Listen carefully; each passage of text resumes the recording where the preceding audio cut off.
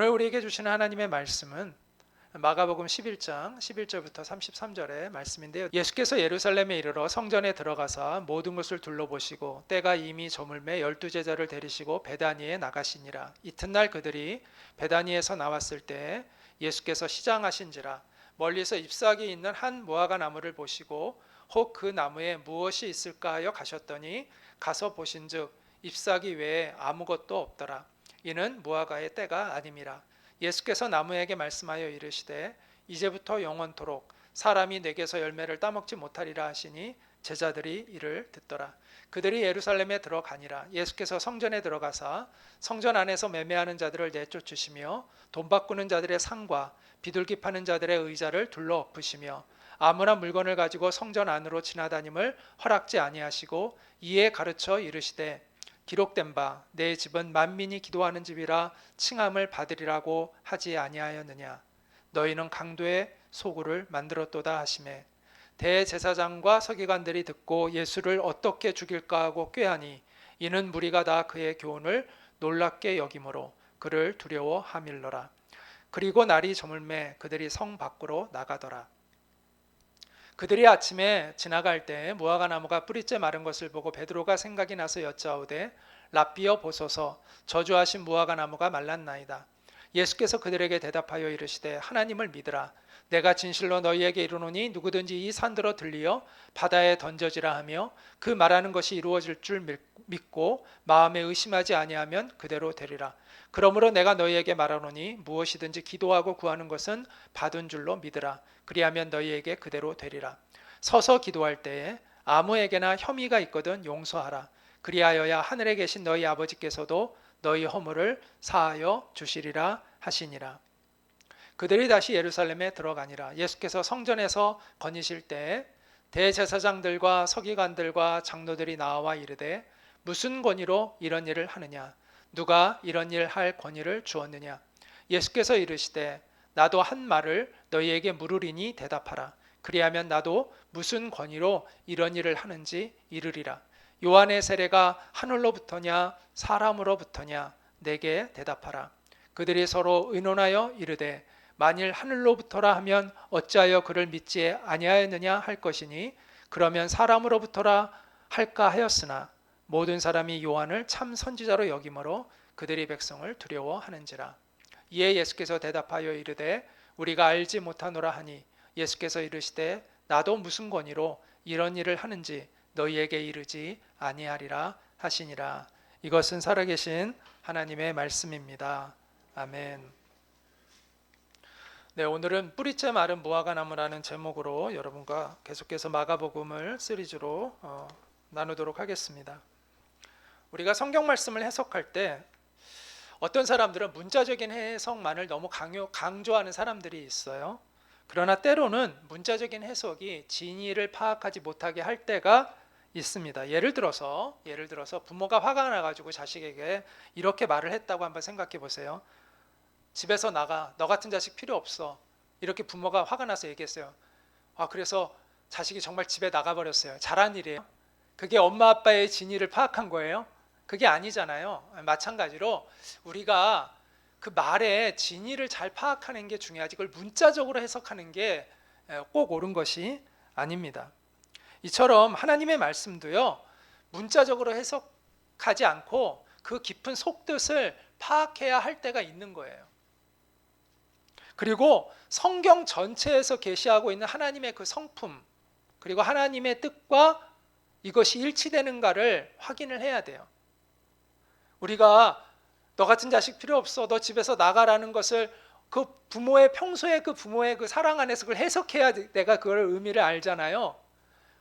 부모의 사랑이라는 그 기본적인 그 성품, 부모님의 그 사랑에 대한 이해가 없으면 이거 오해하는 게 되는 거잖아요. 그러니까 하나님이 어떤 분이신가 이 성경 전체에서 얘기하고 있는 그 하나님에 대한 이해 가운데 그 말의 진의를 파악해야 한다는 거예요. 근데 오늘 본문이 그래야 되는 내용들이 많아요.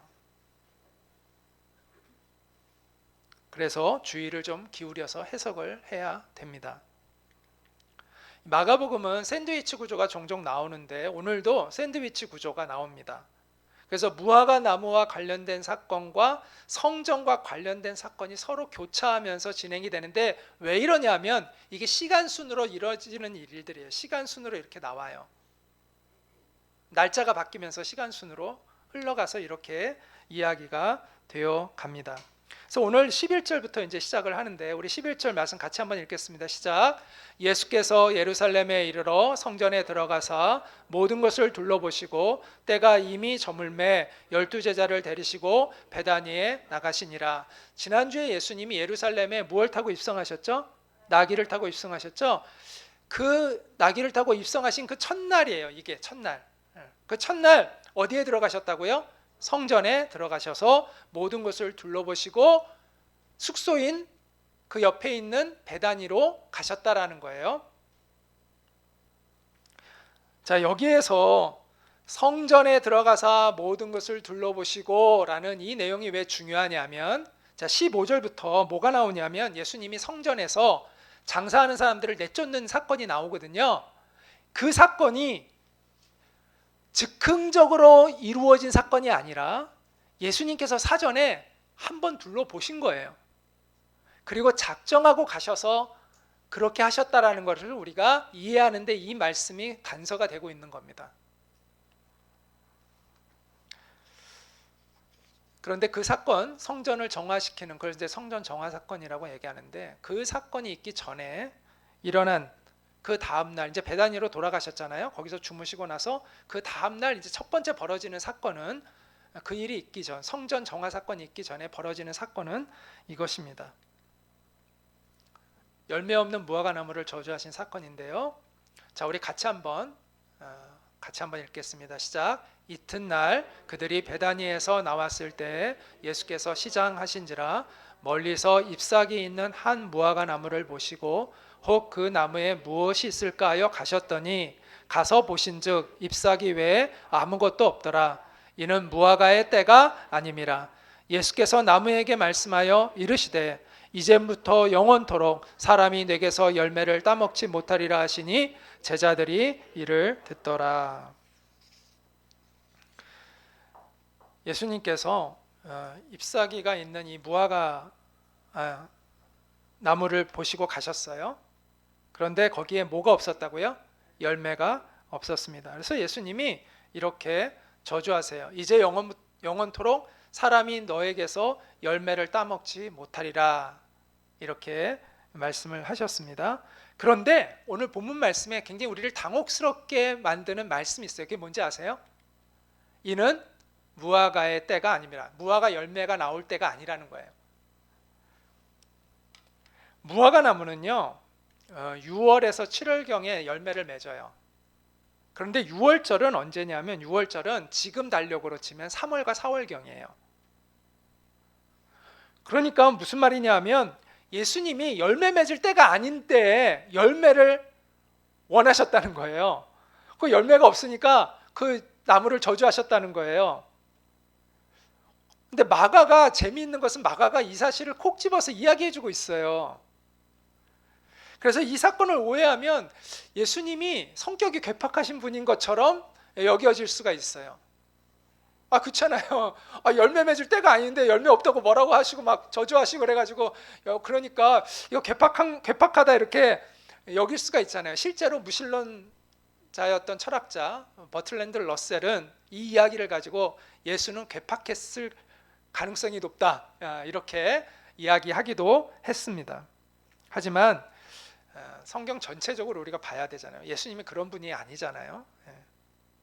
그렇다면 뭔가 이유가 있겠죠. 예수님이 의도하신 바가 있을 거 아니에요. 예수님이 갑자기 정말 화가 나가셔가지고 그런 게 아니라 의도하신 바가 있기 때문에 이런 일이 일어났다는 거죠. 그럼 그 의도가 무엇일까? 성경은 이스라엘을 나무 중에서 세 가지 나무에 많이 비유를 합니다. 혹시 기억나는 게 있으세요? 올리브나무, 그걸 감람나무라고 성경은 이제 번역되어 있는데 우리가 흔히 얘기하는 올리브나무입니다. 또 하나 포도나무, 또 하나가 오늘 본문에 나오는 무화과 나무입니다. 예수님께서 무화과 나무에 열매 없음을 책망하신 것은 이스라엘을 책망하고 있는 거예요. 열매 없는 이스라엘의 그 나무를 비교하여 이야기하고 계신 거예요. 그래서 때로는 예수님이 천국은 이와 같으니 하면서 천국을 어떤 스토리의 비유를 들어가지고 이야기하실 때가 있어요. 상징으로. 그러니까 예수님의 비유를 쓰실 때 어떤 스토리를 가지고 이야기를 가지고 그 비유를 하실 때가 있어요. 근데 때로는 예수님께서 어떤 사건을 일으키셔서 그 사건 자체가 비유가 되는 경우가 있어요. 오늘 이 내용은 사건 자체가 비유인 거예요. 열매 없는 나무를 책망하시고 그 나무가 말라 죽게 된 것이 그 사건 자체가 이스라엘의 비유인 거예요. 이스라엘의 영적인 상태에 대한 비유인 거예요. 열매 없음에 대한. 그리고 그들의 암울한 미래에 대한 그것이 예언을 담고 있는 거예요. 그래서 예수님은 하나님의 뜻에서 벗어나 있는 이스라엘의 상태, 그리고 그들의 암울한 미래를 시각적으로 보여주고 있는 것입니다.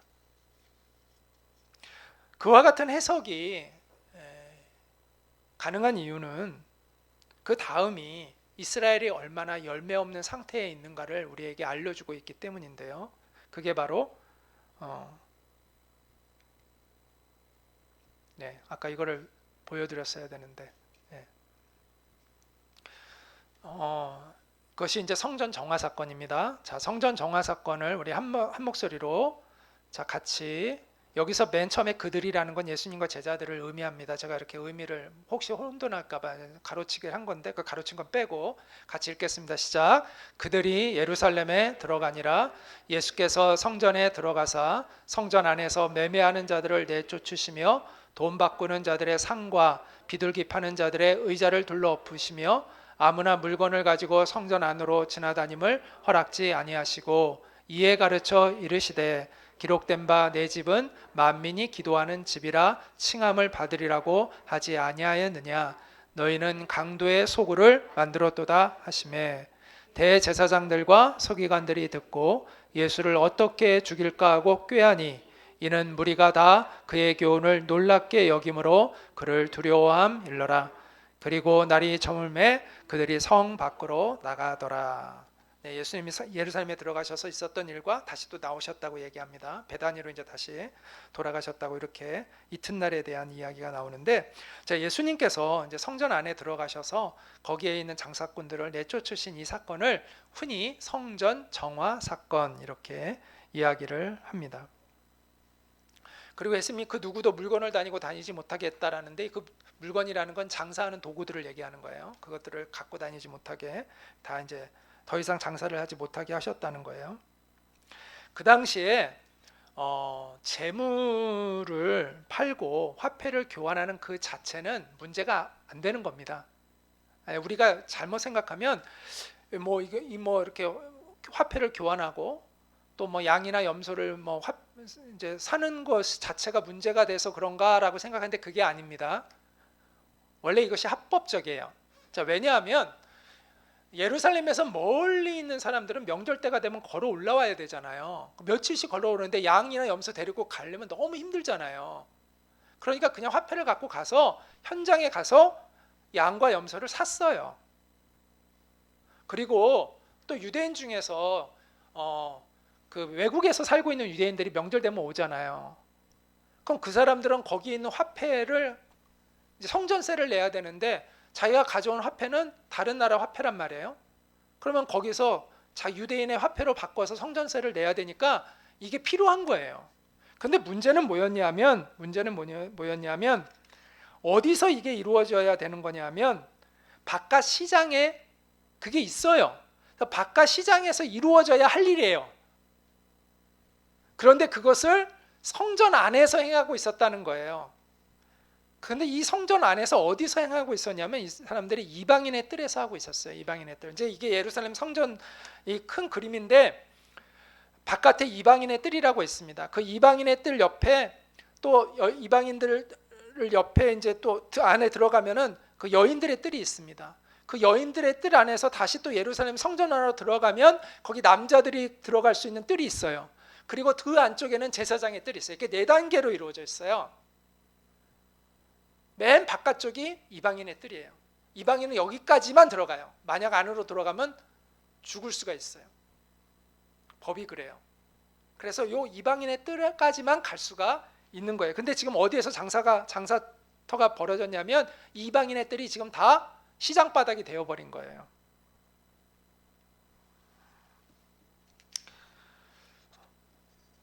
당시에 환전상들은요 엄청난 차익을 남겼습니다. 그런데 순례자들이 성전세를 내야 했기 때문에 어쩔 수 없이 그 비싼 환전세를 치르면서도 환전을 해야 했어요. 또 심지어 제사장들이 멀쩡한 양과 염소를 자격이 없다고 일부러 그러기도 했어요. 그러면 어떻게 해야 돼요? 다시 사야 되는 거예요. 그러니까 이게 뭐가 있었냐면 제사장들과 장사꾼들의 결탁이 있었던 거예요. 그만큼 또 이익을 돌려주겠죠, 제사장들에게.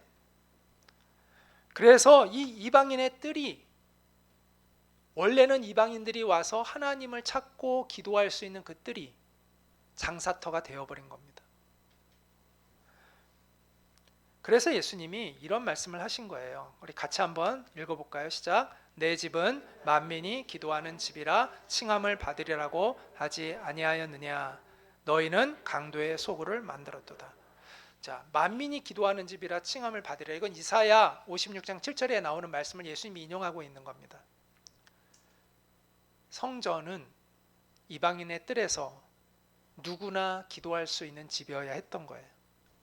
이방인들이 기도할 수 있는 유일한 장소예요.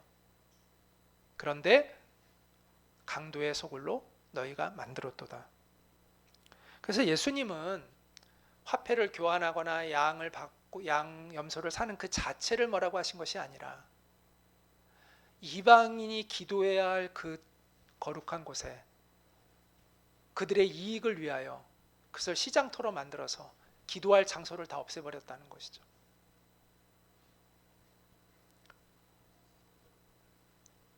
그게 뭐 때문이에요? 제사장들과 장사꾼들의 이기심을 채우기 위해서 그러한 일을 행하고 있었던 것입니다. 그래서 예수님이 그와 같이 분노하시고 그렇게 상을 뒤엎으시고 다 내쫓으셨던 것이죠. 그것이 이스라엘 백성들에게는 상당한 공감을 일으켰던 것 같아요. 그런데 대제사장과 그 종교 지도자들에게는 위협감으로 느껴졌겠죠. 그래서 그들이 어떻게 하기로 결심했냐면 예수를 죽이기로 결심하고 모의했다고 그렇게 나옵니다. 물론 그 전에도 그러려고 했는데 그러한 의지가 더욱더 강화된 것이죠. 예수님과 제자들은 그날 밤도 예루살렘에서 베다니로 돌아가셨습니다. 마가는 그 다음날 아침에 이 베다니 지역 근처에서 일어난 일을 계속해서 이렇게 전해주고 있습니다.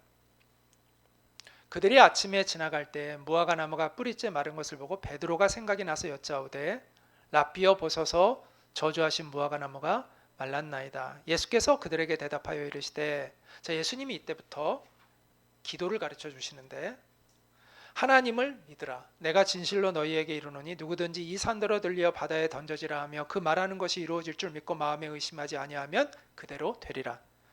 그러므로 내가 너희에게 말하노니 무엇이든지 기도하고 구하는 것은 받은 줄로 믿으라. 그리하면 너희에게 그대로 되리라. 이처럼 믿음에 대한 가르침을 주세요. 그 다음 뒤에는 용서에 대한 가르침을 주세요. 서서 기도할 때에 아무에게나 혐의가 있거든 용서하라. 그리하여야 하늘에 계신 너희 아버지께서도 너희 허물을 사하여 주시리라 하시니라. 아침에 제자들이 보니까 예수님이 그 전날 저주하신 그 나무가 정말 완전히 말라버린 거예요. 아까 앞에서 그것은 열매 없는 이스라엘에 대한 그 비유라고 말씀을 드렸습니다. 하나님의 거룩한 자들은 그 말에 권세가 있거든요. 축복과 저주의 권세가 있는데 예수님은 뭐 두말하면 무엇하겠어요? 그렇죠? 예수님은 뭐 말씀하시면 즉시 신적 권위가 있으시니까 그대로 이루어져요. 그래서 예수님이 너희에게선 더 이상 열매를 거둘 수 없으리라 하니까 바로 그냥 말라버렸습니다. 그러니까 베드로가 그날 보니까 너무 놀란 거예요. 베드로가 다음날 이걸 보고 너무 놀라가지고 보소서 저주하신 무화과 나무가 말랐나이다. 이 얘기는 무슨 얘기예요? 예수님 정말 예수님이 말씀하신 대로 됐네요. 지금 깜짝 놀래가지고 지금 이렇게 이야기하고 있는 것이죠. 근데 예수님은 여기에서 이 기회를 가지고 기도를 가르쳐 주세요. 기도. 첫째는 믿음에 대한 이야기를 하세요.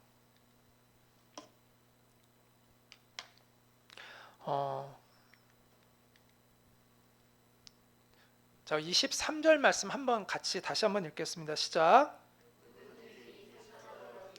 바다에 던져지라 하며 그 말하는 것이 이루어질 줄 믿고 마음에 의심하지 아니하면 그대로 되리라. 네.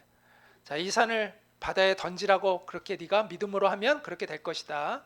이렇게 말씀을 하셨고요. 또 이어서 이렇게 말씀하셨습니다. 같이 읽을까요? 무엇이든지 기도하고 구하는 것은 받은 줄로 믿으라. 그리하면 너희에게 그대로 되리라. 자, 이 말씀을 아까 제가 앞에서 문자적으로 해석하기보다 잘 해석을 해야 된다고 이야기했습니다.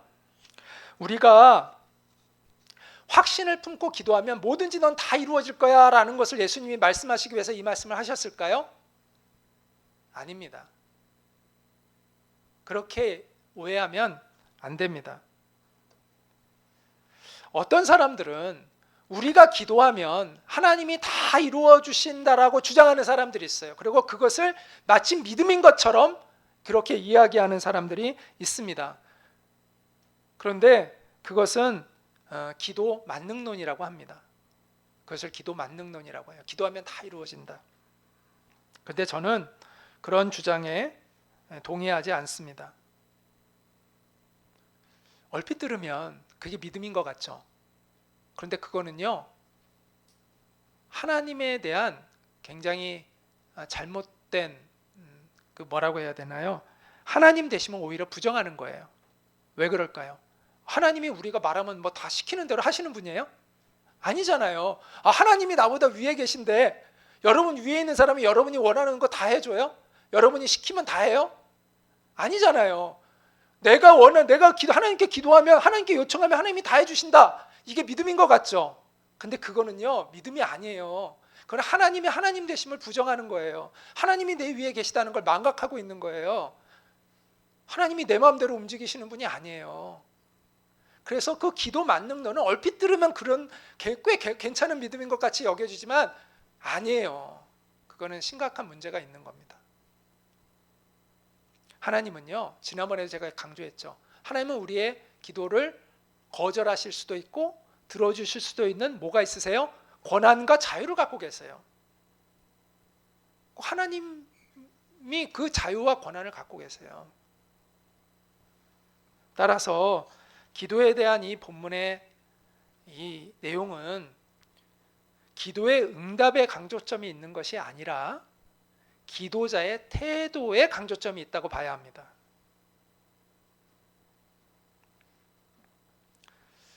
우리가 기도한 대로 응답받게 될 것이라고 예수님이 약속해 주신 것이 아니라 우리가 어떤 태도로 하나님 앞에 나아가 기도해야 하는지를 가르쳐 주고 있는 것입니다.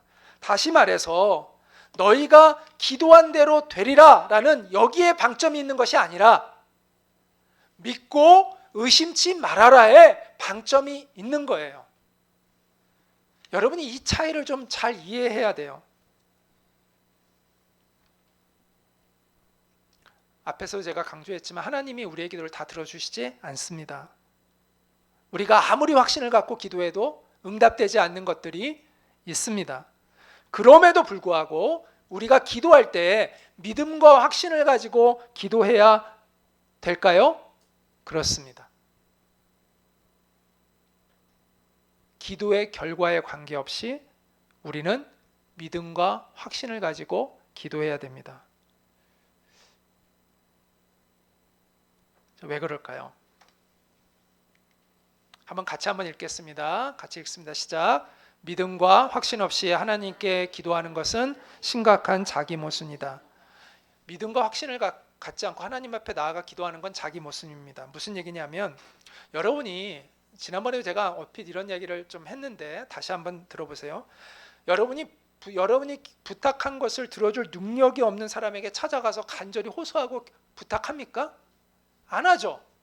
여러분이 누군가에게 가서 간절히 부탁을 할 때는 뭘 믿어요? 그 사람이 내 문제를 해결해 줄 수 있는 능력이나 권한이 있다고 믿기 때문에 가서 얘기하는 거예요. 그런 믿음과 확신 없이 가서 부탁한다는 거는 안 하잖아요. 그럼 여러분이 하나님 앞에 나아갈 때도 그 믿음과 확신을 갖고 가야 된다는 거예요. 하나님이 내 문제를 해결할 능력이 있으시다.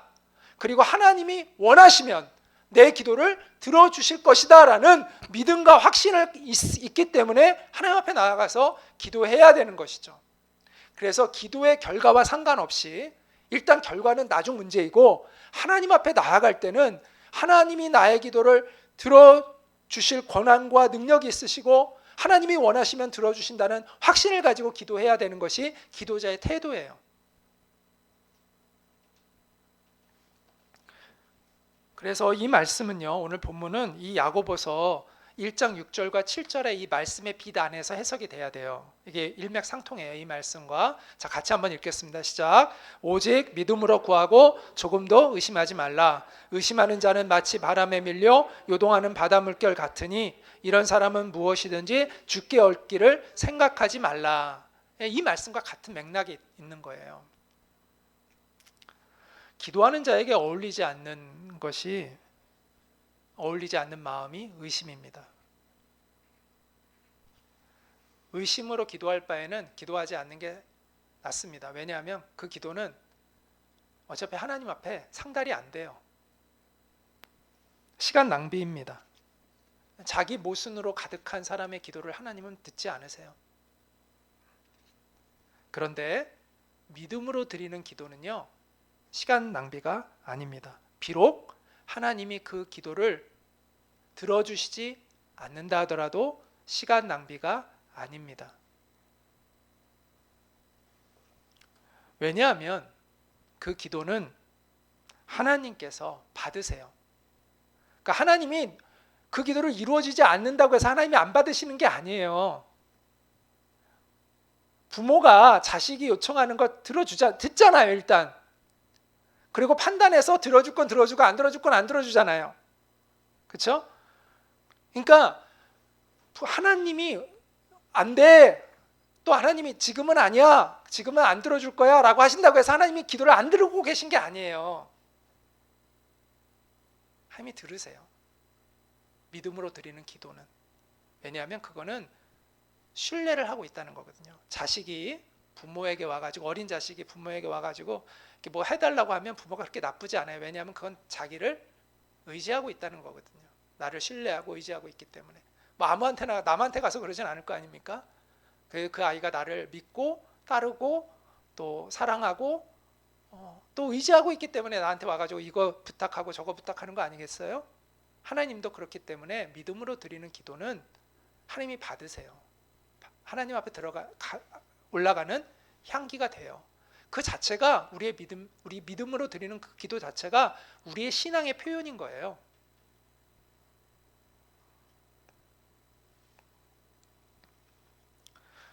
믿음으로 하나님 앞에 나아가 기도하는 여러분 되시기를 바랍니다. 그가 원하는 대로 다 기도가 이루어지는 것은 아니지만 분명한 것은 그의 인생이 하나님의 기적으로 채워질 것입니다. 자, 또 하나 기도자의 첫 번째 태도는 믿음이라고 말씀드렸죠. 자, 기도자의 두 번째 태도에 대해서 예수님 말씀해 주시는데 바로 용서입니다. 예수님은 용서와 기도를 연관시켜서 이야기하셨는데 이렇게 말씀하셨어요. 우리 25절 말씀 같이 한번 읽어보겠습니다. 시작. 서서 기도할 때 아무에게나 혐의가 있거든 용서하라. 그리하여야 하늘에 계신 너희 아버지께서도 너희 허물을 사하여 주시리라. 자, 우리가 믿음과 더불어 용서할 때 우리의 기도가 하나님 앞에 상달됩니다.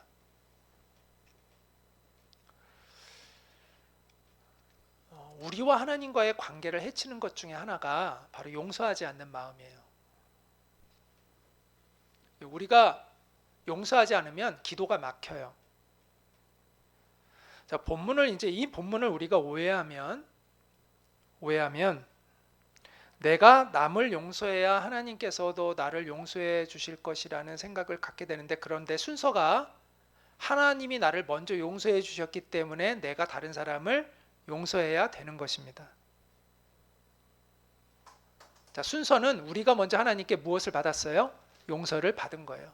그래서 하나님이 우리에게 무엇을 요구하세요? 용서하기를 원하신다는 거예요.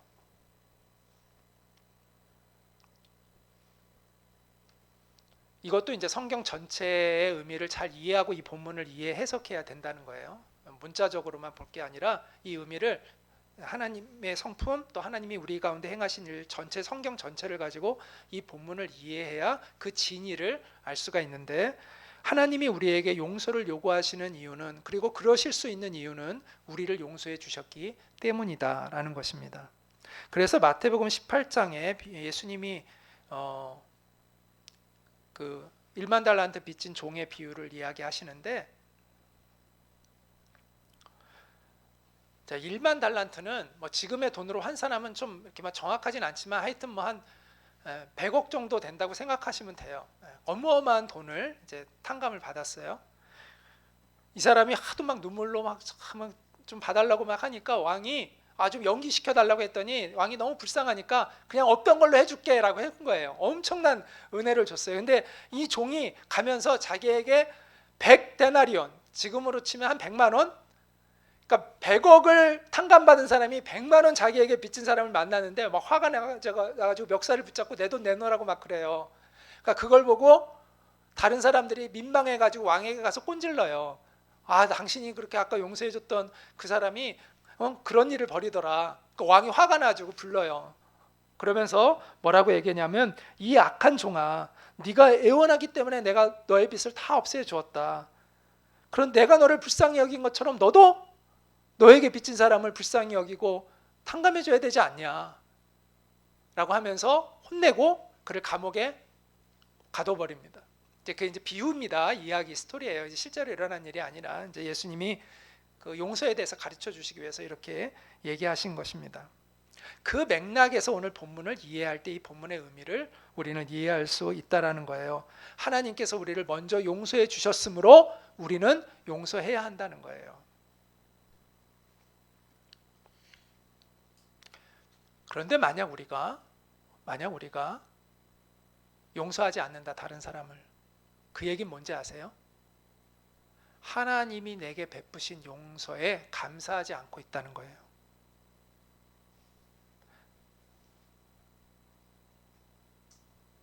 내가 나에게 잘못한 사람을 용서하지 않고 있다는 것은 내가 하나님께 얼마나 많은 큰 용서를 받았는가를 실감하고 있지 않은 거예요. 깨닫고 있지 못한 거예요. 감사하고 있지 않은 거예요. 그걸 나타내고 있는 거예요. 그래서 하나님이 네가 다른 사람을 용서하자면 나도 너를 용서하지 않겠다라는 말씀이 뒤에 붙어 있는 거예요.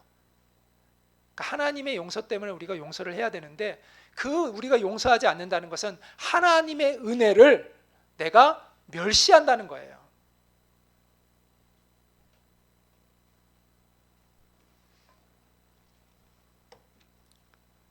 그래서 그런 사람에게는 하나님이 계속해서 은혜를 베푸실 수가 없다는 것이죠. 우리는 흔히 용서를 남을 위해 해주는 것으로 착각을 하는데, 용서는 남을 위해서가 아니라 누구를 위해서 하는 거라고요? 나를 위해서 하는 겁니다. 여러분, 이걸 꼭 깨달으셔야 돼요. 이거를 꼭 아셔야 됩니다. 여러분에게 잘못한 사람들이 있죠. 어떤 경우에는 정말 일방적으로 여러분에게 악을 행한 사람들이 있잖아요. 그런 경우에 여러분이 미워할 수도 있죠. 당연한 거죠. 그런데 여러분 스스로를 위해서 그렇게 하지 말라는 겁니다. 왜냐하면 여러분에게 악한 일을 일방적으로 행한 사람이라면 그 사람이 그 책임은 누가 져야 되는 거예요? 그 사람이 져야 되죠. 하나님 앞에서. 그런데 여러분이 그 사람을 미워해요. 그럼 나중에 하나님 앞에서 여러분도 책임을 져야 되는 거예요.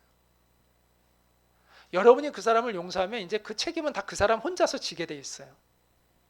그런데 여러분이 그를 용서하지 않고 미워하면 여러분도 나중에는 하나님 앞에 죄를 짓게 되는 거예요. 그래서 여러분도 그 죄에 묶여져요. 그래서 여러분도 그 죄에 대한 일부를 책임져야 되는 거예요. 그래서 하나님이 누구를 위해서 용서하라고 하신 거예요?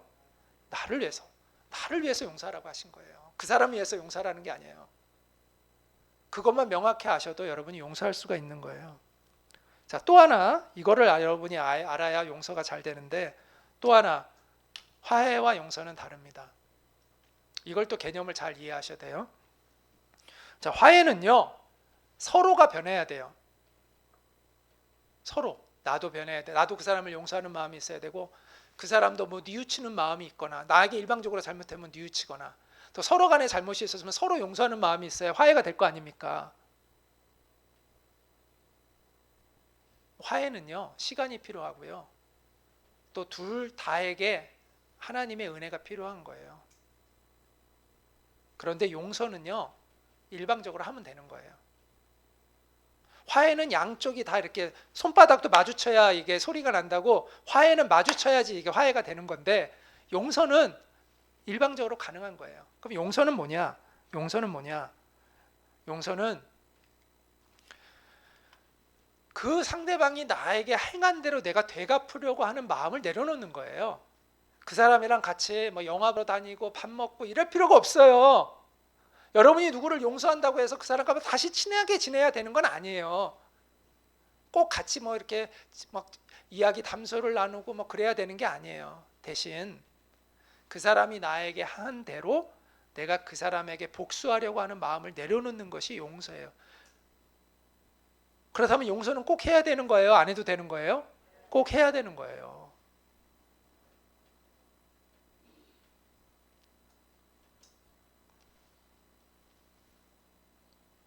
그래서 성경은 이렇게 얘기합니다. 같이 한번 읽겠습니다. 시작. 너희는 모든 악독과 노함과 분냄과 떠드는 것과 비방하는 것을 모든 악의와 함께 버리고 서로 친절하게 하며 불쌍히 여기며 서로 용서하기를 하나님이 그리스도 안에서 너희를 용서하신과 같이 하라. 그가 한 대로 나도 되갚아 주려는 그 모든 악의를 버리는 거예요. 상대방이 나를 비방한 대로 나도 그를 비방하고, 상대방이 나에게 노한 대로 나도 노하고, 이런 것들을 내려놓는 거예요. 상대방이 나에게 상처 준 대로 나도 그에게 되갚아 주려고 하는 것들을 내려놓는 거예요. 그래서 하나님이 그리스도 안에서 나를 용서하신과 같이, 하나님의 그 분노는 정당한 분노인데 하나님이 나에게 분노하지 않고 나를 용서해 주셨잖아요. 그것처럼 나도 내려놓는 거예요. 그 분노를 되갚아 주려고 하는 그 마음을 내려놓는 것이 바로 용서입니다. 그것은 나를 위한 것이고, 그것이 하나님의 은혜를 내가 지켜가는 것이고, 그럴 때 우리의 기도가 막히지 않고 열려 있는 겁니다. 자, 믿음과 용서에 대한 이야기를 했는데, 믿음은 하나님의 능력에 대한 우리의 태도를 의미하고 있다면, 용서는 하나님의 은혜에 대한 우리의 태도를 의미하고 있는 거예요. 그래서 믿음과 용서는 기도자의 기본적 태도예요. 우리가 하나님 앞에 기도하는 사람이라면 믿음과 용서가 기본이 되어야 돼요. 왜? 하나님의 능력과 하나님의 은혜에 대한 바른 태도이기 때문에, 이게 믿음과 용서가. 그 기본적인 태도를 갖추고 우리가 하나님 앞에 기도하면 우리의 기도는 하나님이 받으시는 기도가 됩니다. 그리고 하나님의 은총의 통로가 언제나 막혀 있지 않고 열려 있게 되는 것입니다.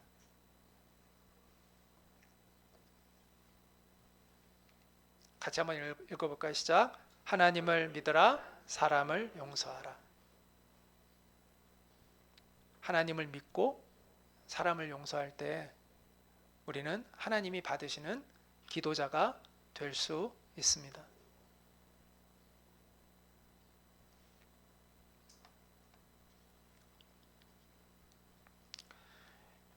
이제 마지막 스토리가 남아 있는데,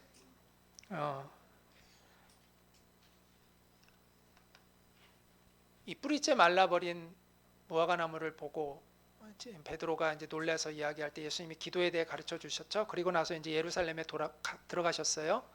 근데 그 전날 성전 정화 사건이 있었잖아요. 그래서 누가 예수님을 벼르고 있었을까요? 제사장들이 벼르고 있습니다. 그래서 이제 예수님께 와서 시비를 거는 겁니다.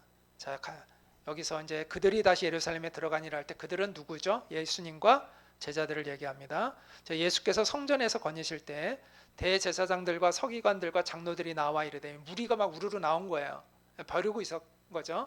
그러면서 이렇게 묻습니다. 무슨 권위로 네가 이런 일을 하느냐? 누가 이런 일을 할 권위를 주었느냐? 여기서 이런 일이라는 게 뭘까요? 성전에서 장사꾼들을 내쫓는 그 일이죠. 그러니까 예수님께서 이르시되, 자 말씀합니다. 나도 한 말을 너희에게 묻겠다. 너희가 대답해 봐라.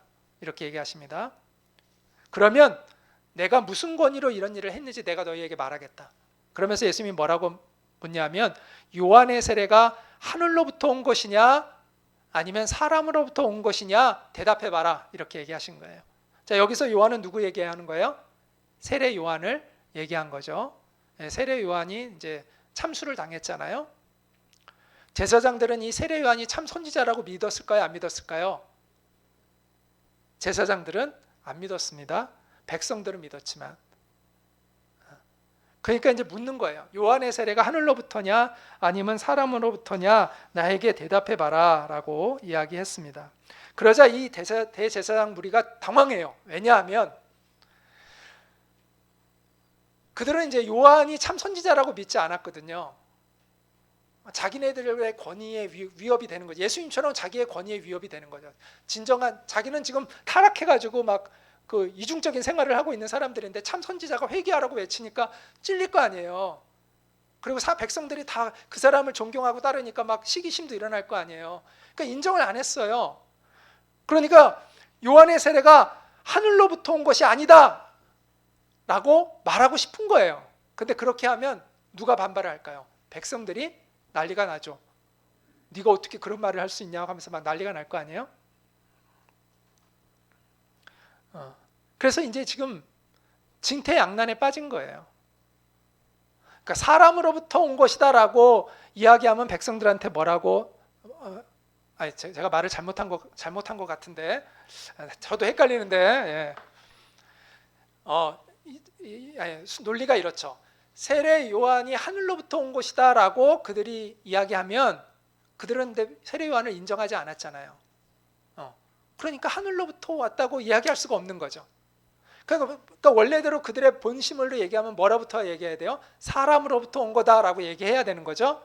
그럼 누가 반발한다고요? 백성들이 반발하는 거예요. 하늘로부터 온 거지. 하나님이 보낸 참 선지자지. 왜 그 세례 요한이 사람으로부터 온 것이냐 이러면서 반발한단 말이에요. 그러니까 말을 못 하겠는 거예요. 그래서 그 다음 구절이 이제 그 이야기를 해주는 거예요. 그들은 자기들끼리 의논하며 말하였다. 이게 제가 이제 세번역 성경 지금 우리 그 개역개정 성경은 말이 좀 어렵게 돼 있어요. 그래서 이제 세번역으로 다시 보면 그들이 이제 하늘에서 왔다고 말하면 어찌하여 그를 믿지 않았느냐고 사람들이 그렇게 할 것이고 그렇다고 해서 사람에게서 왔다고 대답할 수도 없지 않은가. 그럼 이스라엘 백성들이 반발할 거 아니냐. 그래서 이 말도 못하고 저 말도 못했다는 거죠. 그래서 예수님이 뭐라고 대답하세요? 나도 내가 무슨 권한으로 이런 말을 하는지를 너희에게 말하지 않겠다. 너희도 내 물음에 대답하지 않으니 나도 너희의 물음에 대답하지 않겠다. 이렇게 넘어가셨어요. 굉장히 지혜롭게 그 종교 지도자들의 공격을 피하신 것을 우리가 보게 됩니다. 하지만 우리는 본문에서 극도로 고조되어져 있는 예수님과 종교 지도자들 사이의 갈등을 보게 됩니다. 그리고 예수님의 십자가의 죽음이 얼마 남지 않았다는 것을 느끼게 되는 것이죠. 본질과 생명을 잃어버린 채 세속화되어 버린 유대교 그리고 종교 지도자들의 모습, 그것이 바로 뿌리째 말라버린 무화과 나무로 그렇게 표현되고 있다고 말씀을 드렸습니다. 그런데 그 모습이 우리들의 모습과 무관치 않아 보여서 마음이 아픕니다. 우리는 과연 진정한 그리스도인인가? 우리는 정말 진정한 교회인가? 우리는 정말 예수의 생명력을 가지고 있는 사람들인가? 우리 교회는 절망스러운 이 세상에 소망을 줄 수 있는 그런 공동체인가? 이런 질문을 해보게 됩니다.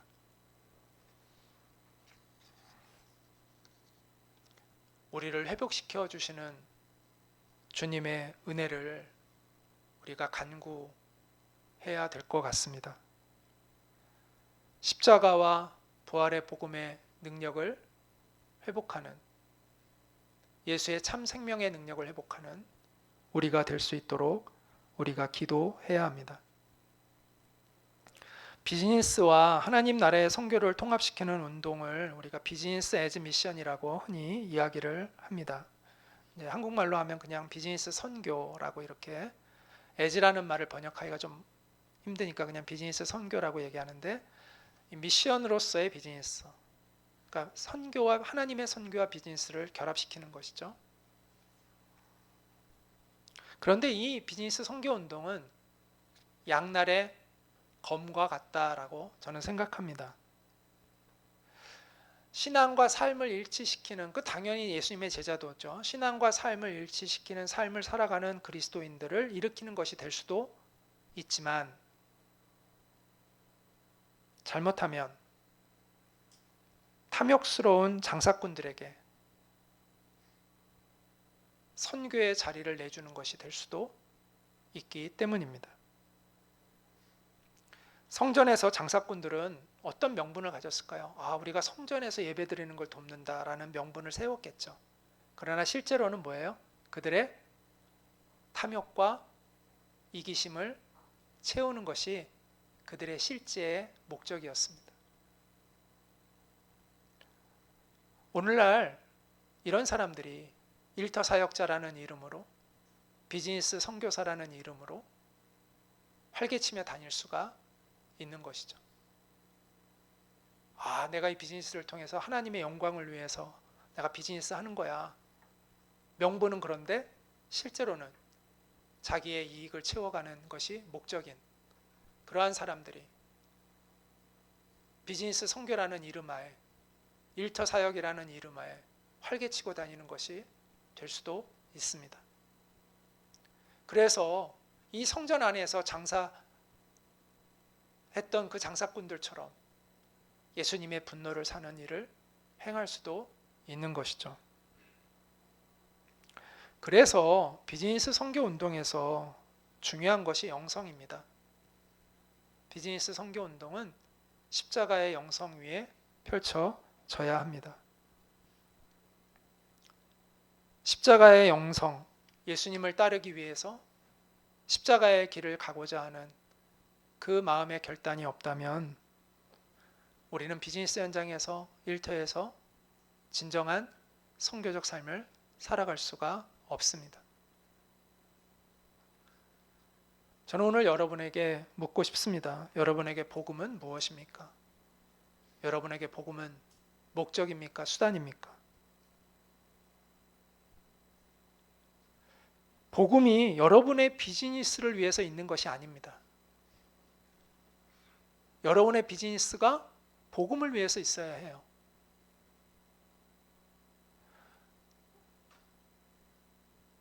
복음이 내 비즈니스를 위해서 있는 것이 되면 안 돼요.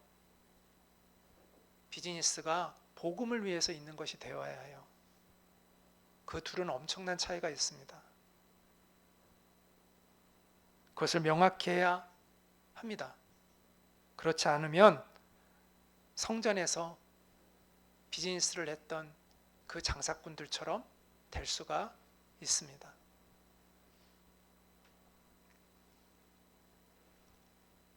여러분에게 복음은 목적입니까? 수단입니까? 복음이 목적이라면 여러분 어떻게 살아가야 하겠습니까? 교회는요, 순수한 복음의 공동체이어야 합니다. 예수 그리스도의 복음을 위해서라면 장사도 포기할 수 있는 사람들, 예수 그리스도를 위해서라면 이익을 포기할 수 있는 사람들, 심지어 목숨까지도 포기할 수 있는 그런 사람들이 모여있는 공동체가 교회이어야 하는 것입니다.